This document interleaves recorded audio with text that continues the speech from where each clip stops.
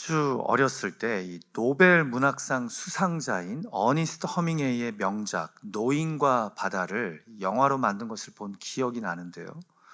영화에서 쿠바의 한 노인 어부 산티아고는요, 84일 동안 단 한 마리의 물고기도 잡지 못합니다.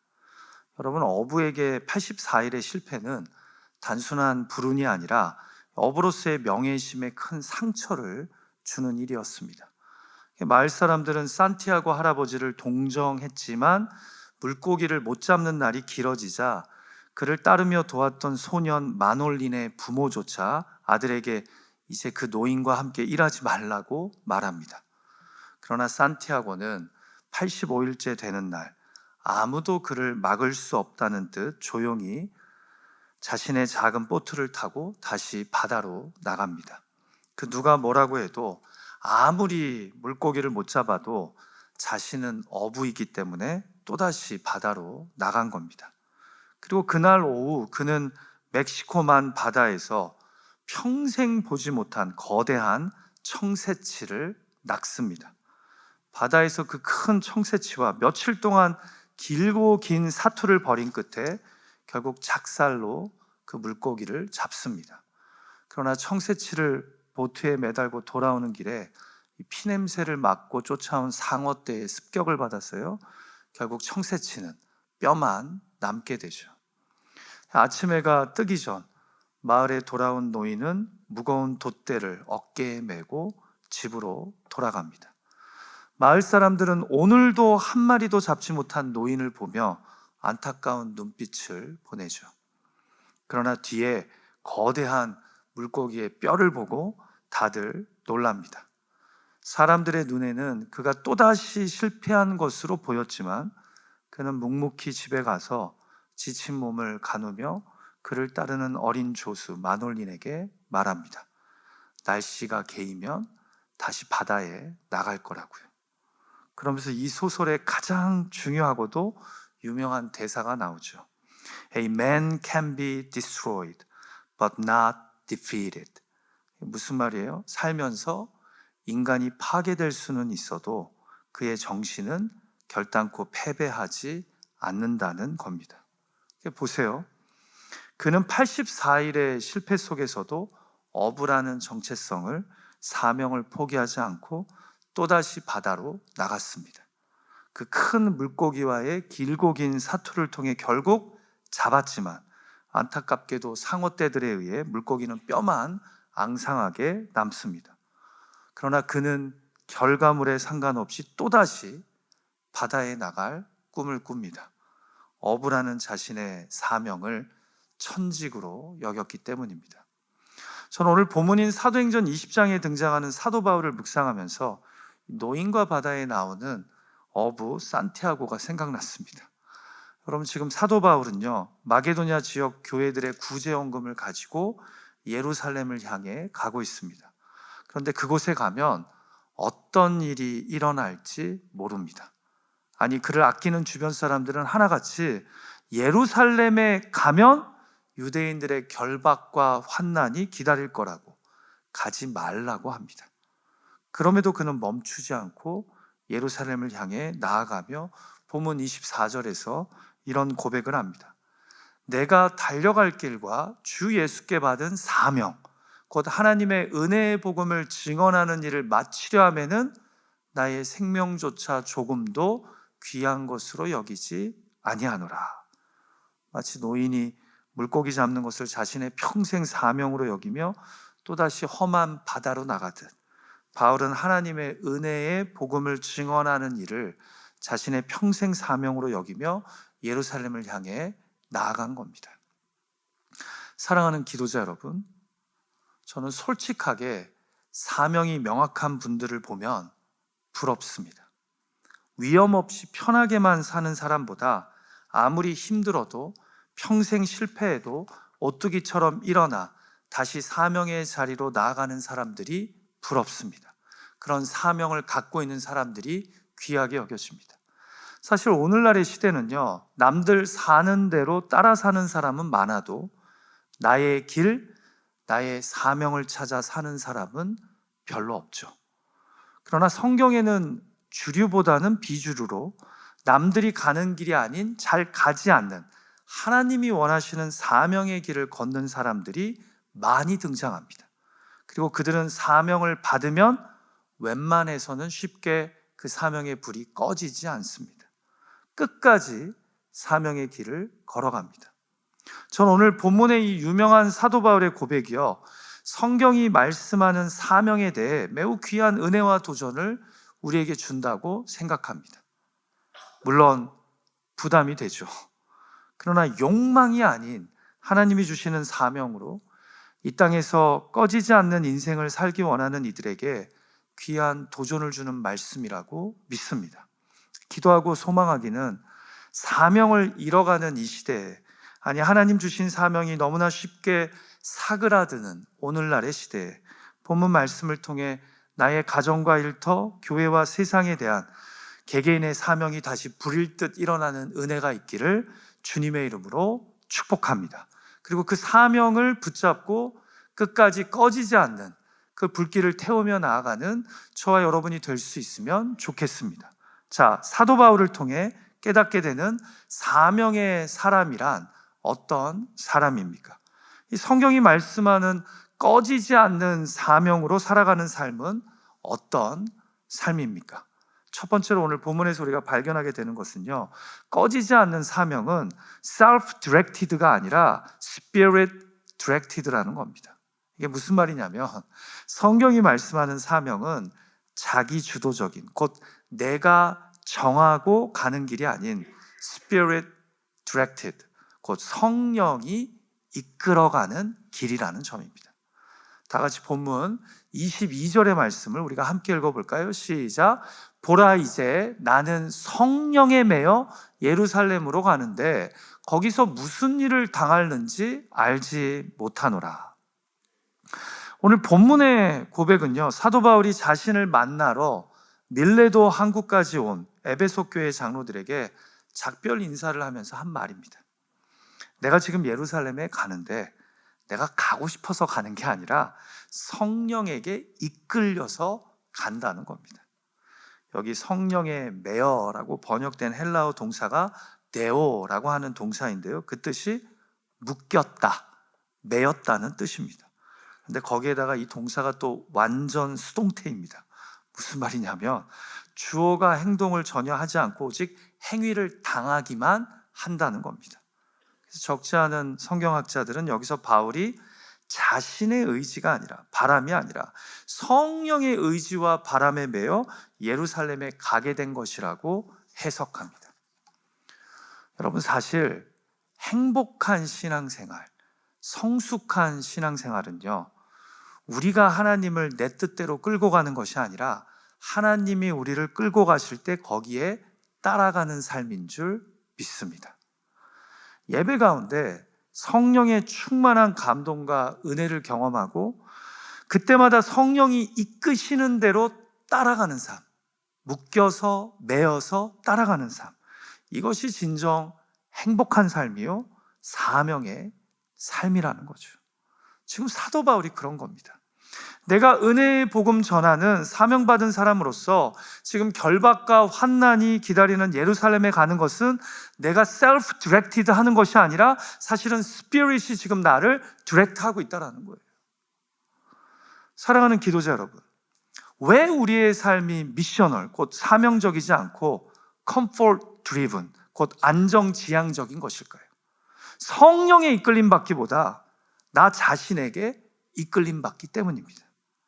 사명적인 삶, 미셔널한 삶은요, 내가 정하는 것이 아니라 성령이 끌어가는 삶인데 우리가 너무 자주 성령이 아닌 나에게 끌림을 받기 때문입니다. 여러분, 제가 중학교 때 막 예수를 그리스도로 믿고요, 신이 났어요. 그래서 당시 중고등부 전사님에게 질문을 엄청 많이 했습니다. 주일날 사역 마치고 전도사님이 집으로 가시는데 지하철역까지 따라가면서 전도사님에게 이 성경에 대해 궁금한 이런저런 질문을 했던 기억이 납니다. 한 번은 제가 전사님과 함께 지하철역으로 걸어가면서 이렇게 물었어요. 도대체 성령 충만한 삶이란 어떤 것이냐고요. 성령에 이끌림 받는 삶이 구체적으로 어떤 것이냐고 여쭤본 적이 있었어요. 그런데 그때 전사님이 이런 재밌는 말씀을 하시더라고요. 창현아, 어떻게 보면 너가 하고 싶어하는 것에 반대로 사는 삶이 성령 충만한 삶일 확률이 높단다. 이게 무슨 말이에요? 자기중심적이고 이기적인 우리 인간은요, 절대로 스스로가 자발적으로 하나님이 기뻐하시는 성령 충만한 삶을 선택하고 걸을 리가 거의 없다는 말입니다. 그래서 내 몸과 마음이 본능적으로 자동적으로 하고 싶어하는 것에 반대로 사는 삶이 많은 경우에는 성령 충만한, 성령에 이끌림 받는 삶이라는 거죠. 중학교 때 제가 그 말을 들을 때 감동이 있었어요. 맞겠다 라는 생각이 들더라고요. 여러분, 우리는 보통 어렵고 힘들면 안 하려고 합니다. 그게 원래 우리예요. 해도 남들이 그 일에 부합되게 인정과 칭찬 또는 명예를 준다면 하지, 그렇지 않은 곳에 가서 우리가 자발적으로 하는 사람들은 태생적으로 아닙니다. 관계에서도 마찬가지예요. 복수보다 용서, 미움보다 사랑을 우리가 스스로 선택하는 경우는 거의 없습니다. 남들이 본다고 하면 착한 척 하려고 할 수는 있겠죠. 그러나 기본적으로 어라? 네가 날 건드려? 그러면 내가 배로 돌려줘야지 하는 것이 저와 여러분의 심보라는 겁니다. 아니면 겉으로는 대놓고 복수하지 않아도 최소한 그 사람이 잘 안 된 소문과 이야기를 듣게 되면 속으로 치졸하게 신나하는 게 바로 우리 인간이라는 거죠. 아닌가요? 저만 그런가요? 제가 너무 적나라하게 이야기하나요?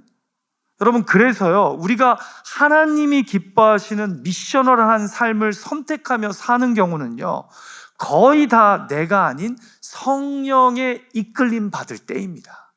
이 선한 게 나로부터 나온 게 아니라는 거예요.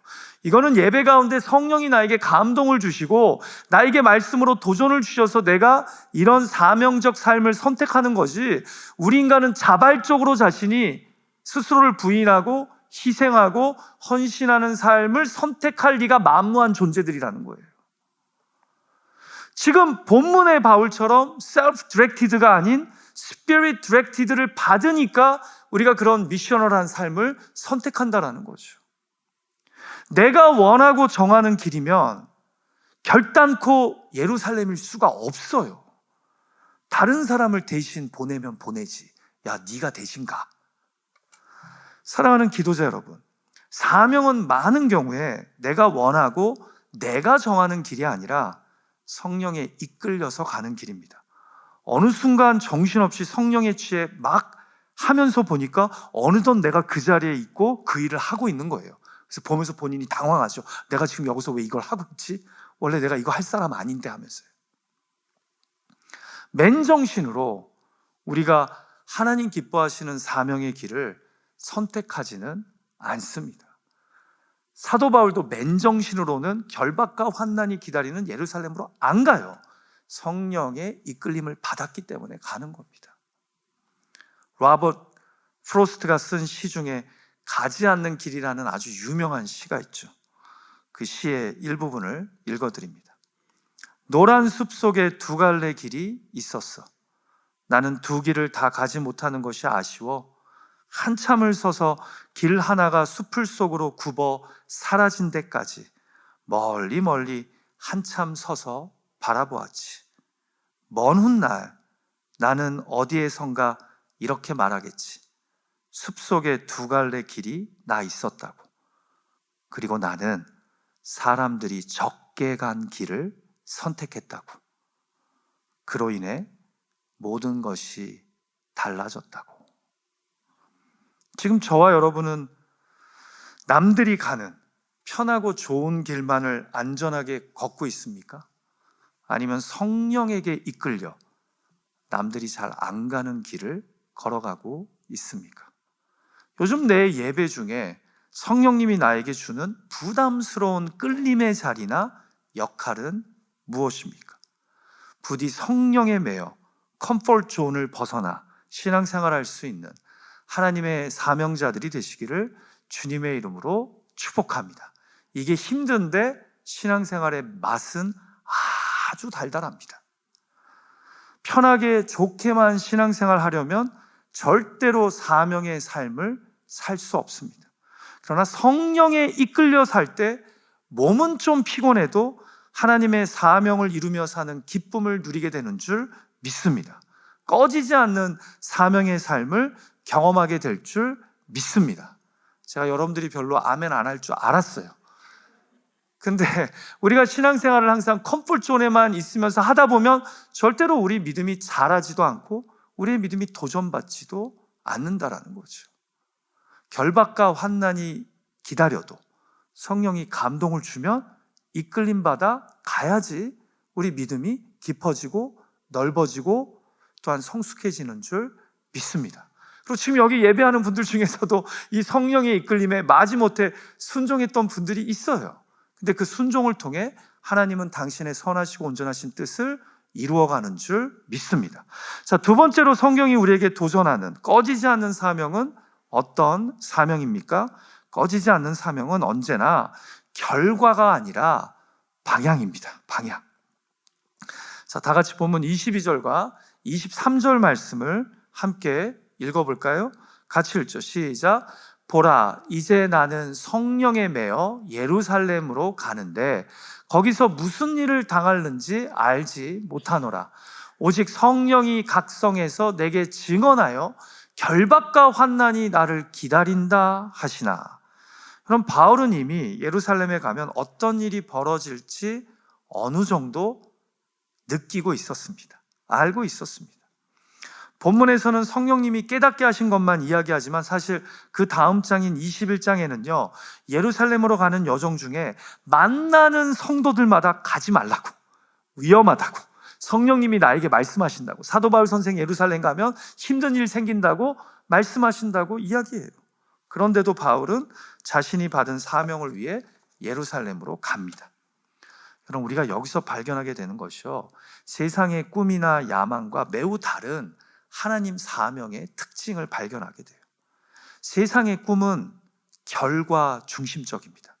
그래서 심지어는 이런 세상의 영향으로 인해 우리도 자신이 원하는 결과가 나오면 하나님의 인도하심이자 하나님이 하셨다고 쉽게 말하고, 내가 원하지 않는 결과가 나오면 사명의 실패라고 쉽게 판단합니다.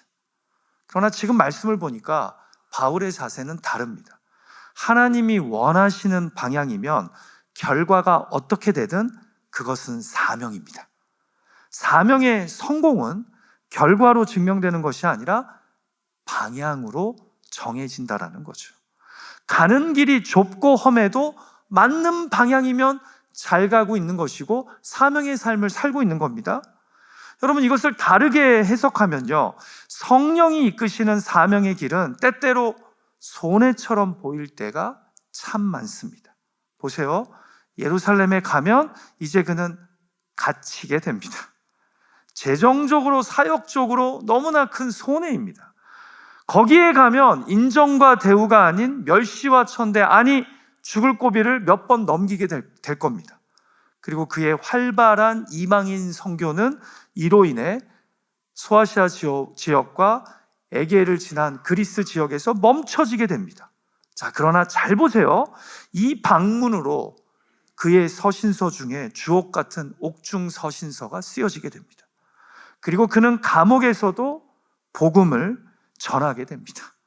무엇보다 이 맞는 방향으로의 순종으로 인해 그가 각 지방의 총독과 분봉왕, 그리고 심지어는 로마 황제 앞에까지 가서 재판을 받으면서 예수를 그리스도로 전하게 됩니다.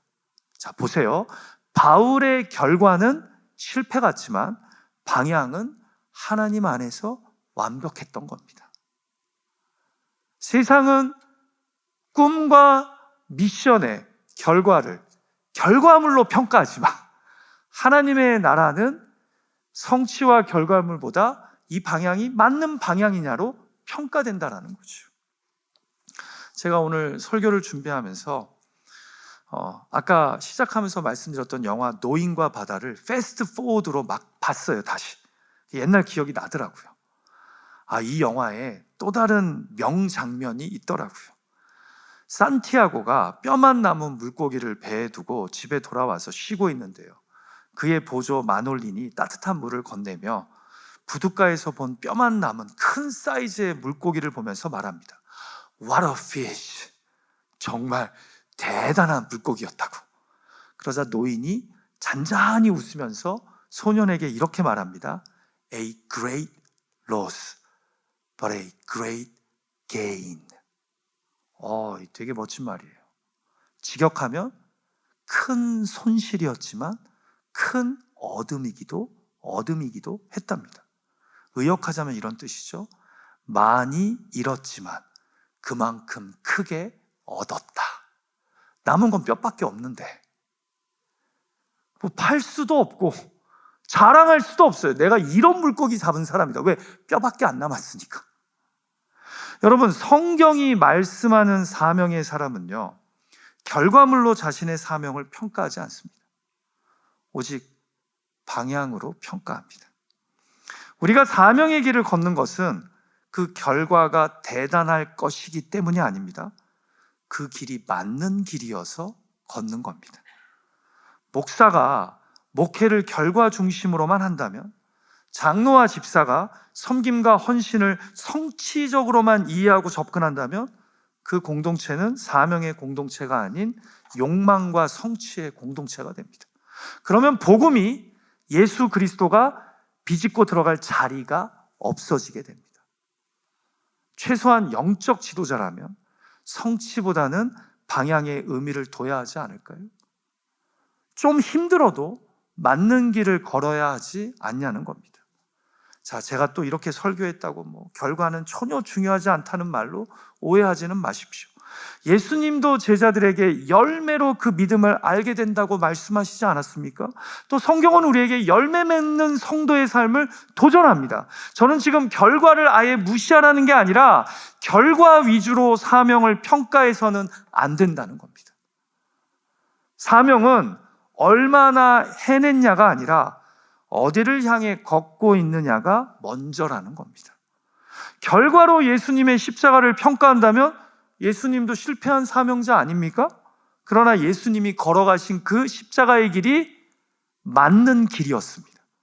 하나님이 원하시는 방향이었습니다. 그것으로 예수님은 십자가 길을 걸은 참된 사명자가 되셨다라는 거죠. 부디 가정과 일터 교회에서 우리의 사명을 결과물로만 평가하지 말고 방향으로 평가할 수 있는 지혜자들이 되시기를 주님의 이름으로 축복합니다. 맞는 길이어서 결과물이 나쁠 수도 있습니다. 어떤 분에게는 우리가 그동안 가정과 일터에서 걸어온 삶이 실패로 보일지 모르겠습니다. 그러나 우리 주님 보시기에는 잘 감당한 길일 수 있습니다. 결과물보다 그 맞는 방향, 하나님이 원하시는 삶의 방향을 끝까지 잃지 않는 저와 여러분이 되시기를 간절히 소망합니다. 그리고 그렇게 걸어가는 분을 귀하게 격려하고 칭찬할 수 있는 지혜자들이 되시기를 간절히 소망합니다. 자, 마지막 세 번째로 바울의 고백을 통해 깨닫게 되는 성경적인 사명은 어떤 특징이 있습니까? 꺼지지 않는 사명은 성공이 아니라 완주라는 거예요. 뭐가 아니라 완주라고요? 성공이 아니라 완주라는 거죠. 자, 다 같이 마지막 24절의 말씀 함께 읽어볼까요? 시작. 내가 달려갈 길과 주 예수께 받은 사명 곧 하나님의 은혜의 복음에 증언하는 일을 마치려 하면은 나의 생명조차 조금도 귀한 것으로 여기지 아니하노라. 자, 보세요. 우리에게 사명은요, 성공이 아니라 끝까지 가는 완주입니다. 지금 바울은 자신의 삶을, 사명의 삶을 믿음의 경주로 비유하잖아요. 내가 달려갈 길이라고. 여러분, 레이스, 곧 사명의 경주에서는요, 초점이 승리가 아니라 완주입니다. 그래서 내가 달려갈 길을 마치려 하면은 이라고 사도 바울이 고백하잖아요. 경주에서 초점은 승리가 아니라 완주라니까요. 하나님은 지금 사명을 위해 예루살렘으로 가는 바울에게 우승을 성공을 요구하지 않으십니다. 완주를 기대하시는 겁니다. 끝까지 완주하는 충성을 우리에게 요구하신다라는 거예요. 여러분 생각해 보세요. 지금까지도 바울은 여러 도시에서 쫓겨나기를 밥 먹듯이 하며 복음 전하는 사명을 감당했습니다. 돌에 맞기도 했고 태형을 당하기도 하고 한밤중에 몰래 도망치기도 했습니다. 어떻게 보면 사역적으로만 본다면 성공스럽기보다 끈질기게 버티며 감당하는 사명의 삶이었습니다. 그럼에도 지금 바울은 또 말합니다. 나는 끝까지 가겠다고. 내가 달려갈 길과 주 예수께 받은 사명, 곧 은혜의 복음을 증언하는 일을 마치려 하면은 그 어느 것도 아끼지 않겠답니다. 사랑하는 기도자 여러분, 하나님이 기뻐하시는 사명은 성공이 아니라 충성입니다. 끝까지 감당하는 겁니다. 저는 오늘 말씀 중에 이 마지막 레슨이요, 저에게 참으로 위로가 되고 소망이 됩니다. 목회 잘하고 싶습니다. 5점이나 흠없이 목회하면 좋겠다는 욕심도 한때는 있었습니다. 그러나 하나님은 제 목회가 또 여러분의 부르심이 끝까지 성공적이기를 원하시기보다 오히려 끝까지 완주하는 충성이기를 원하시는 줄 믿습니다. 걷다가 넘어질 수 있습니다. 걷다가 쓰러질 수 있습니다. 그러나 하나님이 우리에게 원하시는 것은 나에게 주어진 사명, 그 가정과 일터 교회를 향한 사명을 끝까지 충성스럽게 완주하는 것인 줄 믿습니다. 여러분, 하나님은 우리가 부르심의 자리에서 1등하기를 원하시지 않고 이 믿음의 경주에서 마지막까지 잘 완주하는 사람이 되기를 원하십니다. 이것이 우리에게 주어진 중요한 믿음의 사명입니다. 지금 내가 포기하고 싶은 사명이 혹시 있지 않으십니까? 잊지 마십시오. 꺼지지 않는 사명은 성공이 아니라 완주입니다. 저는 이 말씀이 정말 위로가 되고 소망이 돼요. 그러니까 옆에 있는 분 얼굴 쳐다보면서 다 같이 따라 하시는 거예요. 사명은 성공이 아니라 완주가 중요합니다. 시작. 사명은 성공이 아니라 완주가 중요합니다. 그렇게 사명의 길 잘 충성되이 마무리할 수 있는 우리 토렌스 제일 장로교회 예배자들 되시기를 주님의 이름으로 축복합니다. 말씀을 마칠까 합니다. 노인과 바다에서 주인공 산티아고 할아버지는 결코 성공한 어부가 되지 않습니다. 적지 않은 마을 사람들이 그를 불쌍히 쳐다봅니다. 84일까지 한 마리도 못 잡은 노인, 이번에 나가서도 뼈만 앙상한 큰 물고기 가지고 왔네. 그러나 그는 내일 또다시 바다로 나아갑니다. 자신에게 주어진 어부라는 사명을, 정체성을 기억하며 끝까지 충성합니다. 우리의 그리스도인으로서의 사명도 마찬가지입니다. 결과가 좋지 않아도, 사람들이 인정하지 않아도, 길이 힘들어도, 예루살렘이 기다리고 있어도 성령이 이끌어 가시는 길이라면, 하나님이 원하시는 방향이라면 그 길은 분명 사명의 길이요, 우리가 살아내야 할 삶인 줄 믿습니다. 그렇게 주님 부르실 때까지 가정, 일터, 교회와 관계 속에서 나에게 하나님이 주신 꺼지지 않는 사명을 충성되이 감당하며 그 길을 완주하는 저와 여러분의 복된 삶이 되시기를 주님의 이름으로 축복합니다. 꺼지지 않는 사명은 self-directed가 아니라 spirit-directed입니다. 꺼지지 않는 사명은 결과가 아니라 방향입니다. 꺼지지 않는 사명은 성공이 아니라 완주입니다. 그렇게 우리에게 주어진 믿음의 길 걸어가기를 간절히 소망합니다. 같이 기도하죠.